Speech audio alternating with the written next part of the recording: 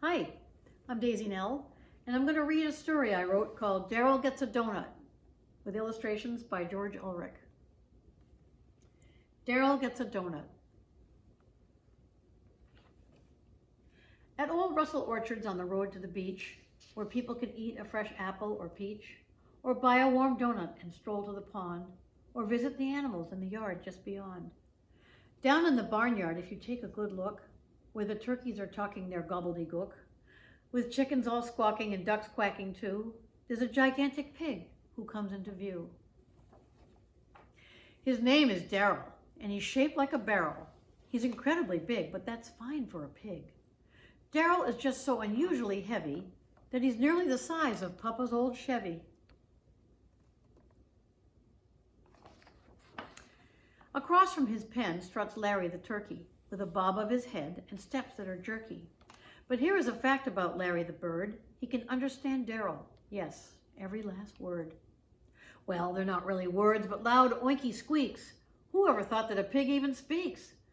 Larry and Darryl can make noise all day, while no one can tell they have something to say.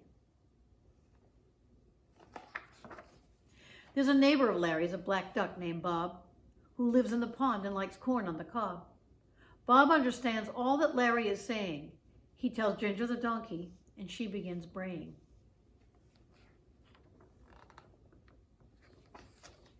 Yes, Ginger can talk right to Gladys the goat, although certain words can get stuck in her throat.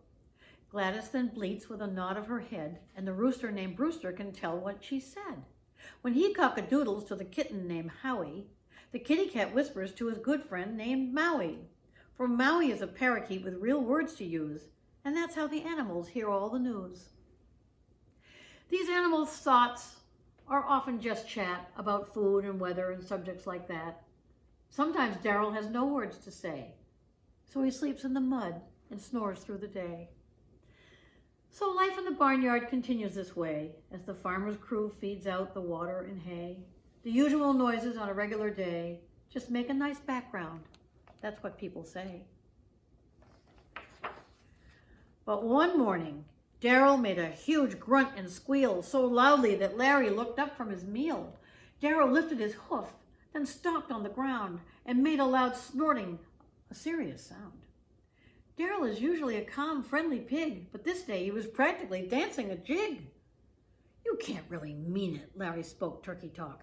"You have plenty to eat every day, round the clock." For Larry knew just what those oinkings had said. Darryl pawed at his food bowl and tossed back his head. "People smile when they eat them, and they look so yummy. I so want to have one, just one in my tummy." "Oh, really," said Larry. "It's a donut you're after." He gobbled and hobbled, doubled over with laughter. Darryl said, "Larry, please, don't think I'm a fool, but the smell of those donuts makes me start to drool." "All right," said Larry, with a turkey-type squawk. "I'll go find Bob, and he'll start the talk. And then maybe you will get just what you wish and find a fresh donut in your dinner dish." So from Darryl to Larry to Bob, the words rambled. With what each one could hear, they then had to unscramble. Then Ginger to Gladys, then Brewster to Howie, the grunts and the gurgles all ended with Maui.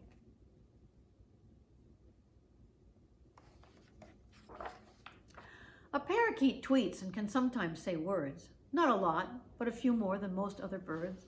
But Darryl and donut are tough words to speak, too hard to imagine when your mouth's a small beak.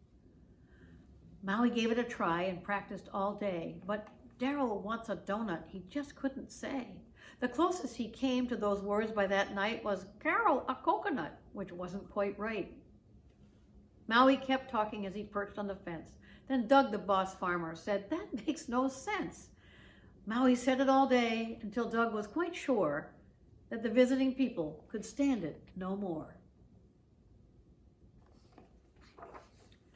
So he went to the bakery at the store at the farm and returned with something tucked under his arm.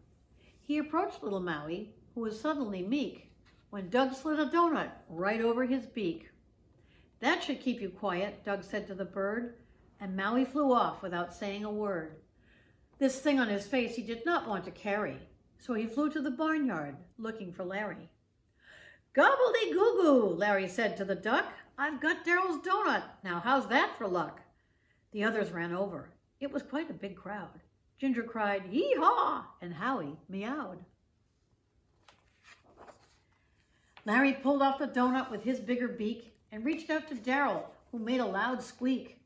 Maui chapped herpily, "Carol, a coconut," while Darryl devoured his very first donut. If pigs could smile, Darryl did so that day when his animal buddies helped him have his way. A donut for Darryl, it made him so glad. But how many since then do you think he's had?